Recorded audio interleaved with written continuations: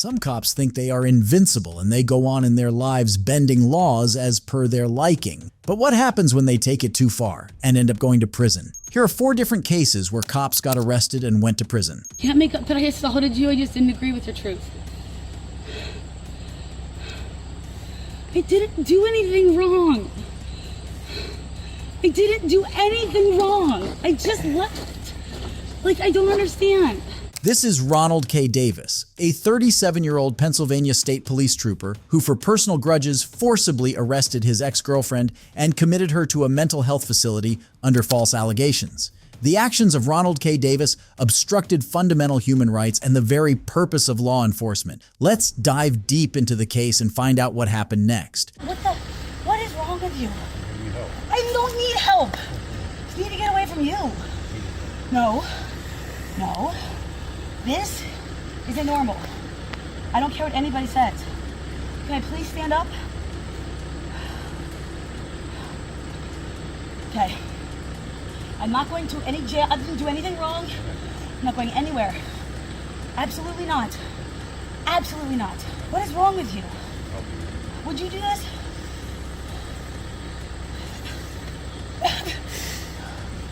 Would you? I thought. Okay. Please let me go. You just called the cops on me. You're a cop. You're a f***ing. What the f*** is wrong with you? I've lived all over the world and not one time has anyone ever come up, tackled me, attacked me, and called the cops on me for existing in the woods. Never. Ever. All because of the consequences of your actions, you don't like the truth. That's not, people like you shouldn't have any form of power. But if you want to sit on me, and you call the cops on me for what? Ronald used his power as a cop to falsely accuse his ex-girlfriend and forcibly admit her to a mental health asylum. Even though 37-year-old Ronald has a wife and kids, he got into an intimate relationship with Miss Perfanov. And now when they are no longer together, he is trying to ruin her life using his position in law enforcement. For what? Oh, because I'm around a sociopath who says he can do whatever he wants. Women are objects, he can do whatever he wants. I'd be happy to tell them that. You're insane. You're absolutely insane. You're f***ing insane. Like, and then you paint me to look insane as I'm sitting on the ground with my head slammed into this and that by a cop who called the cops on me. Do you realize how insane you are? Can you please get off of me? You can't just walk up to someone and attack them and then call the cops on them and say you're gonna, like, that's not okay.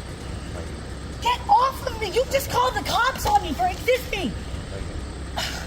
What the f*** is wrong with you? Like, I don't understand what the f*** I was thinking. What did I do? Please stop. Get me into, like, I treat like a human being. Please. Can you do that? Can I stand here and put my things together? You can watch me all you want. You can watch me all you want. That's not fair. And I didn't do anything wrong to get away from you. I don't understand. Relax. And I can't relax. You just called the cops on me for existing. I didn't like your truth. Jesus, dude. Come on. What the fuck?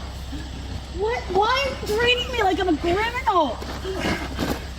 I didn't do anything. I just want to be able to stand. Keep pulling back to find out where they are. Here, call me. I just want to be able to stand. This isn't fair. I'll talk. I didn't do anything wrong. I didn't do. Where are you taking me? Okay, tell them to step it up. She is fighting me and assaulting me. I don't know why. Tell them to hurry up.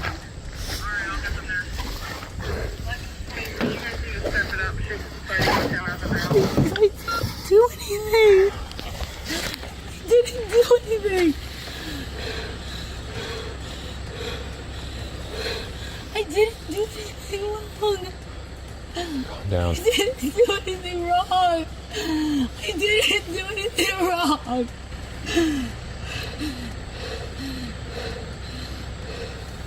I didn't do anything wrong. didn't do anything wrong. You can't take me against my will. I didn't do anything wrong. You can't make up that I assaulted you. I just didn't agree with your truth. I didn't do anything wrong. I didn't do anything wrong. I just left. Like, I don't understand. I don't understand. Please, stop. Please stop so I can get the hair out of my face. That would be really nice. Please. Why? Can I just get the hair out of my face? Can I stand here? Yes. Can I just stand and get my arms back? Miss Perfanov didn't want him to touch her, didn't want him to see her, and it was completely against her will to be sent to a mental health facility, but Ronald didn't care. He forgot his duties and oath to protect people as a police officer. At one point, Ronald made it extremely difficult for Miss Perfanov to breathe and didn't loosen his grip even when it was clear that she was in terrible pain. This goes to show just how unhinged Ronald's behavior had become. Jesus Christ. What the fuck? Oh. What did I do? What did I do? What did I do?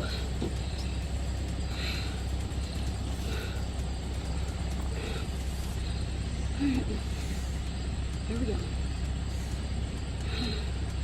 I've been a happy tell them I don't even lie here.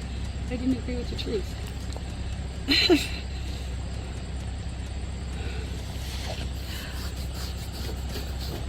My thing in the car?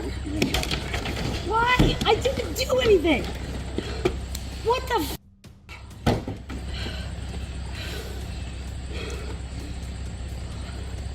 I didn't do anything wrong. Can I? You're around my stomach again. I'm not even touching you. Okay. Okay. All right. Ronald's misuse of his power became his nightmare. The Pennsylvania Police Department suspended him without pay, and Ronald got what he deserved when he was arrested on September 21st, 2023 on charges of felony, strangulation, unlawful restraint, false imprisonment, simple assault, recklessly endangering another person, and official oppression, and was remanded to jail without bail. But if you think that it's only Ronald K. Davis who would misuse his power for personal benefit, wait till you hear Ty Jindra's case. What did I do? 65A suspicious vehicle at the BP station, 3rd and Nicollet. It's an unlicensed vehicle, sir. Hey, I need your license and proof of insurance. Your temp tag is expired.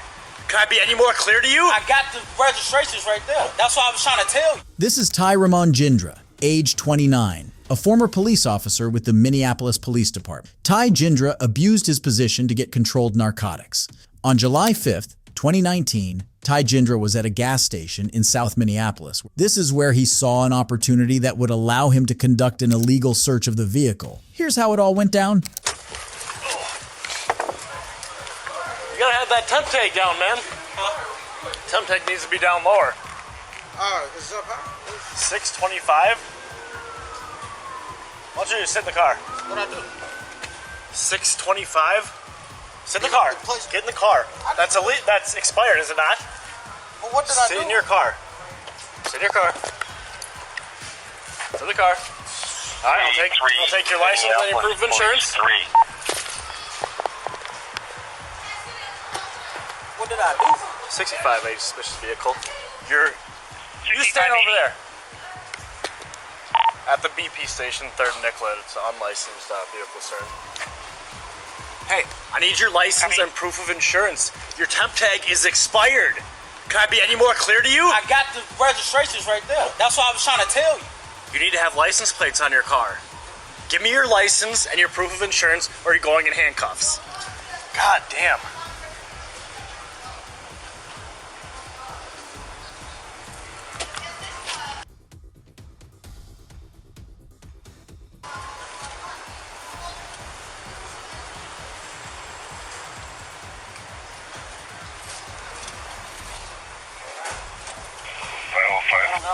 All my registration tags is back there. No proof of insurance? The last flight may be at 3rd and Franklin. I don't believe there's a BP at 3rd and Nicollet. Yeah, I'm at 3rd Franklin. All right, step out of the car. Copy. Turn around, put your hands behind your back. 5050, start accessible. Copy. Why are you driving without a license, man? Huh? That's kind of stupid, isn't it? Should be clear, sir, if you want that on your phone. Copy. Let's go. You got anything illegal in the car? Spread your feet.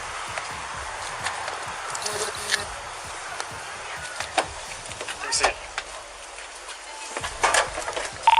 6580, I'm code 4. Copy, code 4, 2250. Right from the get-go, Ty Jindra was aggressive and even threatened to put Ramon in handcuffs as he complied with his demands. Jindra was supposed to follow legal procedure by letting him show him all the documents and speak for himself, yet he was biased and instantly arrested him, violating his laws.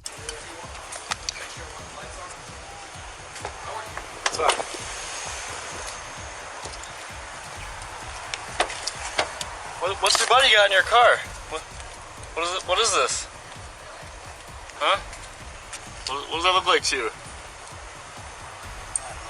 You don't know? No idea, huh? What would you guess it'd be? I have no idea. You have no idea? Alright, I'll just tell your fucking car. That's not mine, sir.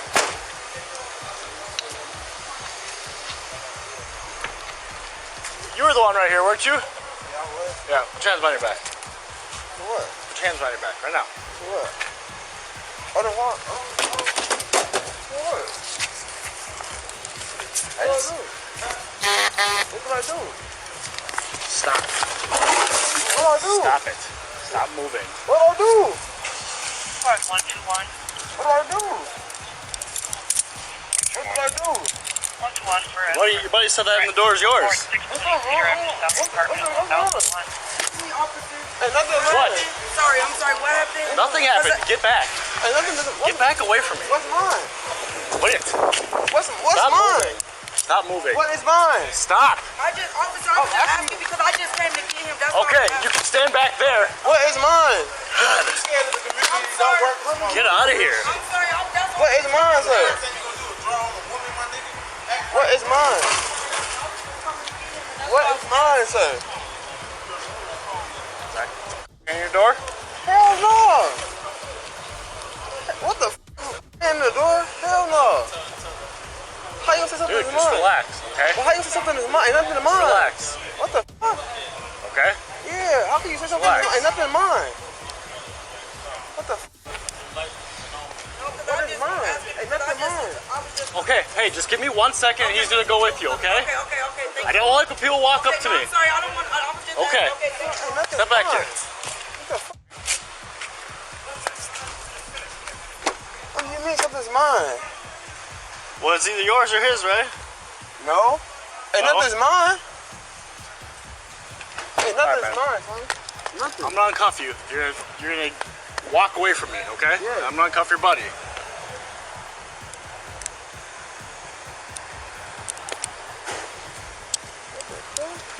When I tell you to put your hands behind your back, you put your hands right behind your back, okay? Okay.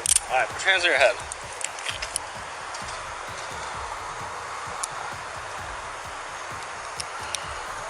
Put your phone on top of that thing. I think it might have go down there. Alright. On top of that garbage can.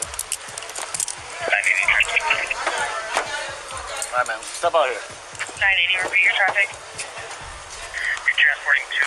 Put your license plate in your window. Alright? 76356. Put your license plates. Put your license plates on. That's what I was going to. I just got it today from my brother. I was just using the car. Alright. And that's why I was trying to explain to you that the plates is in the registrations is all right there in the window. Alright. Can I show you? I'm gonna give you a break. You have a license, you know that, right? Yes, but because I was just using my brother's car. Can All I right. show you the plates? Go ahead. I'll show you.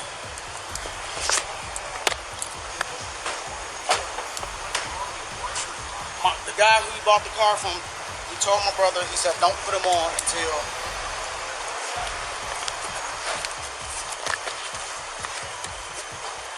June 2nd. He said, don't put him on until... Well, it's July. Oh, well, yeah, I know. But he been having a car sitting. Alright. Well, put them on. Should have a yellow tag, that. He's just I pulled just it pulled off. off because it was expired a month ago. That's what I'm saying. It's my brother's car. I didn't. All right. I just barn. All right. All right. All right. Thanks, guys.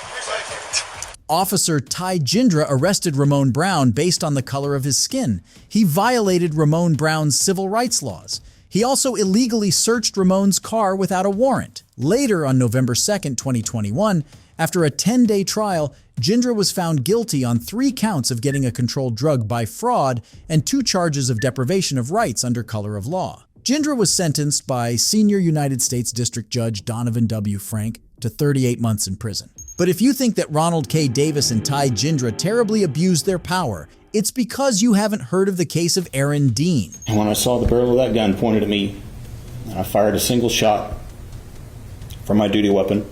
When my vision cleared, then I observed the person that we now know as Miss Jefferson. I heard her scream and saw her fall like this. And I knew that I'd shot that person. This is Aaron Dean, age 28, a former Fort Worth police officer. On October 2019, Aaron Dean fatally shot a black woman, Atatiana Jefferson, through the window of her home. Atatiana Jefferson had been playing video games at home with her 8-year-old nephew. Aaron Dean was responding to Jefferson's home after a neighbor contacted a non-emergency number at about 2 a.m. to report an open front door. Part of your training and tactics that are taught by the city of Fort Worth is when you're going into an opening with 2 officers, 2 or more, is there a crossover technique that's taught at the academy? Yes. Can you explain that to the members of the jury? The person standing on the left side of the opening goes to the right on the inside, and the person standing to the right of the opening goes to the left on the inside. Because of your position at the gate, you're going left, Arch is going right. Yes. Had you completed your investigation before you opened that gate? No, we have not. When you open the gate, take the members of the jury forward from there.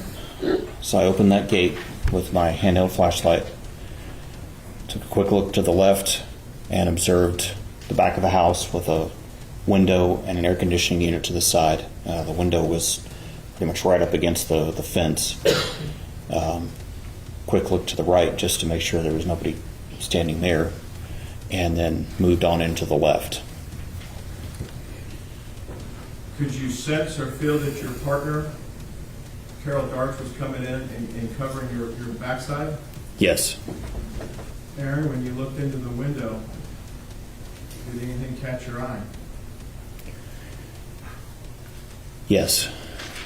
Can you explain that to the jury? As I looked through that window, low in the window, I observed a person. Couldn't tell black, white, male, female. I saw the torso, bent over, horizontal, and could see about this much up on the arm, and then about the same on the leg, just the upper leg to the hip. And the upper arms, I could tell there was movement, like the upper arms were moving, like someone was reaching for something or grasping. Did this torso, this silhouette, is it okay to use silhouette? Silhouette, yes. Were they near the window or away from the window based on what you could see at the time? Very close to the window. You've seen your video. Yes. Are you able to see into the room where the camera cannot? Yes. When you see this silhouette of the torso, would you say it is an adult torso or an adult torso? It was an adult torso. Aaron, when you see that adult torso at the window, what do? Well, I thought we had a burglar, so I stepped back, straightened up, and drew my weapon, and then pointed it towards the figure. I couldn't see that person's hands, and we're taught that the hands, and it's what's in them that kill. We need to see the hands. We need to get people to show us our hands and get control of those hands. So I drew my weapon, intending to tell that person to show me their hands. A police officer's duty demands him to follow lawful protocols while inquiring about any complaint, but Aaron neglected these procedures and ended up taking an innocent life. I think you told the jury you've taken a step back. You've unholstered your weapon. What are you doing at this point? Well, as I said, I needed to see that person's hands, because the hands carry weapons. The hands are the threat to us. So I looked back after I got my light on, saw the silhouette again, and I was shouting at this time, shouting commands. Put up your hands. Show me your hands. Show me your hands. And as I started to get that second phrase out, show me your hands, I saw the silhouette. I was looking right down the barrel of a gun. And when I saw the barrel of that gun pointed at me, I fired a single shot from my duty weapon, and immediately had the flash from the muzzle reflecting off the window. And of course, as my weapon recoiled, the light was bouncing back in my face, so I couldn't see. When my vision cleared, then I observed the person that we now know as Miss Jefferson. I heard her scream and saw her fall like this. And I knew that I'd shot that person. Aaron, when you first picked up this firearm pointed at you, how close to the window were you? Picked up, you mean saw? Yes, sir. Visually picked up. Very close. Not any more than arm's length.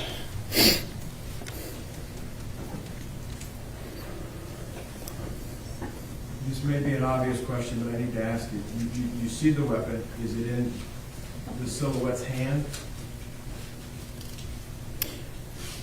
What do you see? I just saw the silhouette of the person and the gun. I don't recall seeing hands, but I did see that weapon pointed at me. You're not saying the gun's on the floor? No, the gun was pointed directly at me.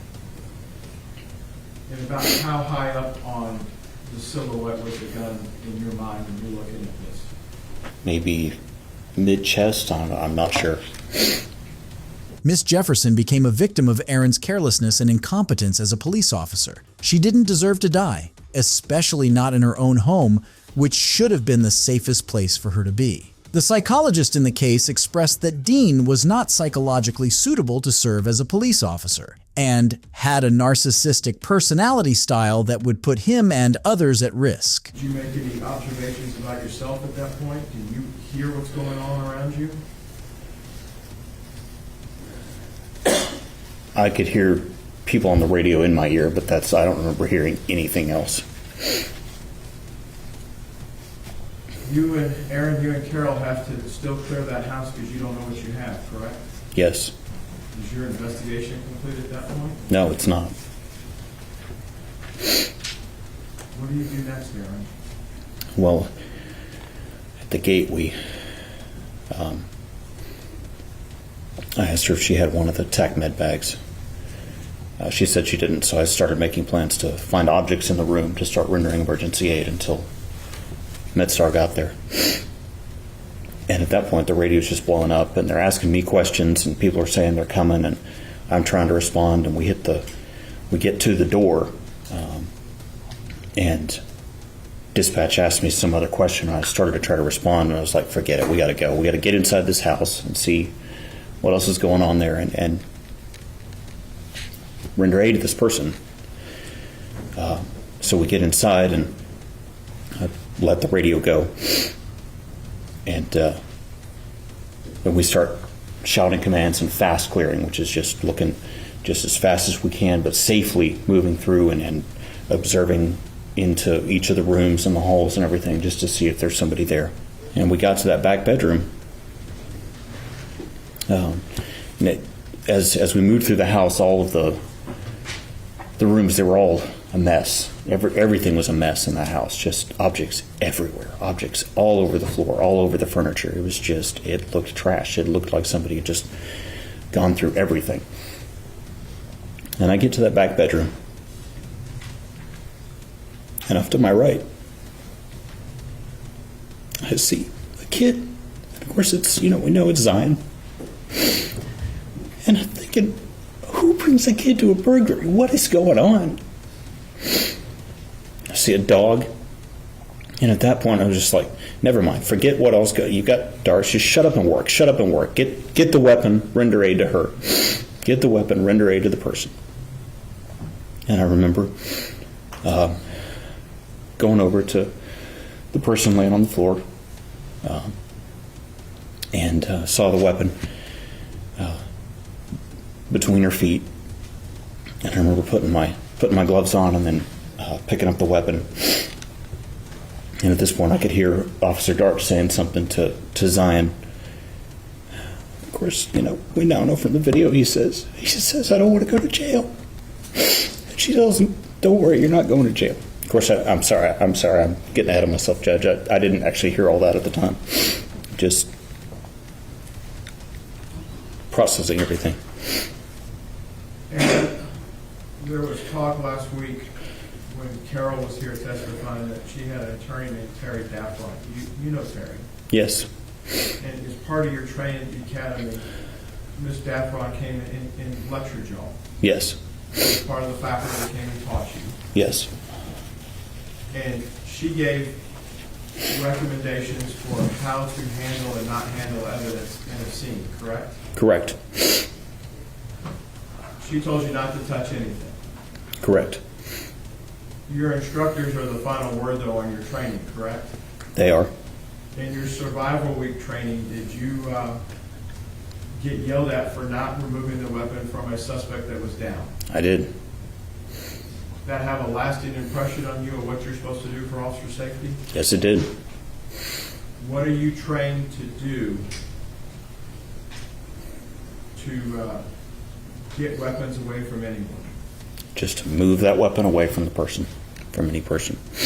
Prior to doing anything else? Prior to doing anything else. Locate this weapon. Is it a firearm? Yes. You locate it near Miss Jefferson's feet. Yes. And I believe what do you do with it at that point? I picked it up just to move it away from her, and as I picked it up, I saw a green laser tracing across the white wall. And is that your concern at that point, though? No, I'm just getting it away from that person. You know from what's blowing up in your ear, because we can't hear the radio traffic as it sits on your body-worn camera, that the cavalry is coming behind you. Yes. What precautions, how are you trained to render first aid? You're not a paramedic, correct? Correct. Are you a basic EMT? No. What sort of first aid have you had in the academy? CPR and then bleed stoppage on bullet wounds and knife wounds. Former Officer Aaron Dean's actions led to criticism focused not only towards him, but also towards the police department he represented. He resigned from his job and later on was charged with manslaughter. The Tarrant County jury convicted him of manslaughter, and he was sentenced to 11 years and 10 months in prison by Judge George Gallagher. If these cases shock you, then wait for our last case where two former Willis Police Department officers, Kenneth Elmore and John McCaffrey, wrongfully arrested a man after a drive-by tasing. Yeah, I'm not going to chase him on foot. I don't need to chase him. My car will chase him. These two lawmen are Kenneth Elmore and John McCaffrey, former Willis Police Department officers.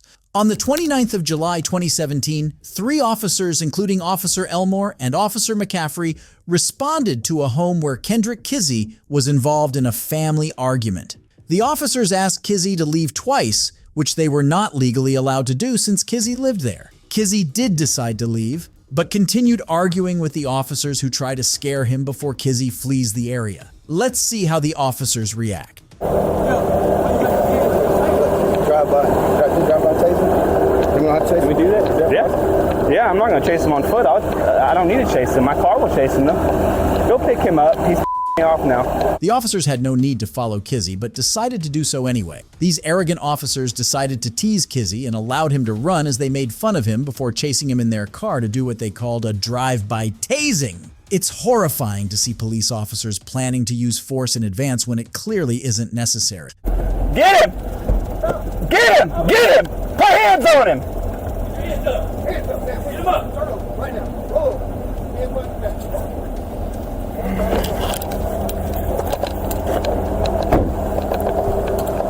Now run your nail. What are you gonna say, huh? Who caught who? Huh? Whose are in your back? Who caught who? You got him. Run your mouth. Okay, let go.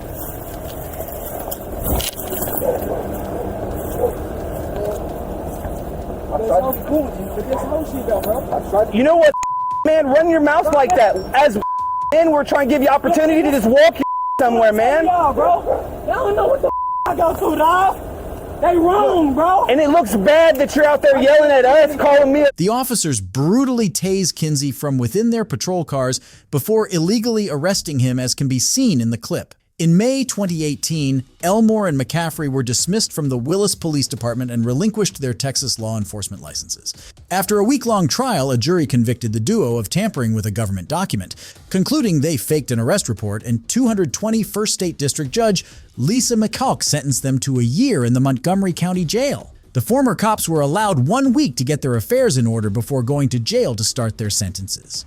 Although seeing these dirty police officers getting sentenced to prison makes you believe in the justice system, there are still many instances where officers were not properly prosecuted. If you enjoyed this video, let me know in the comments section and don't forget to subscribe. Goodbye!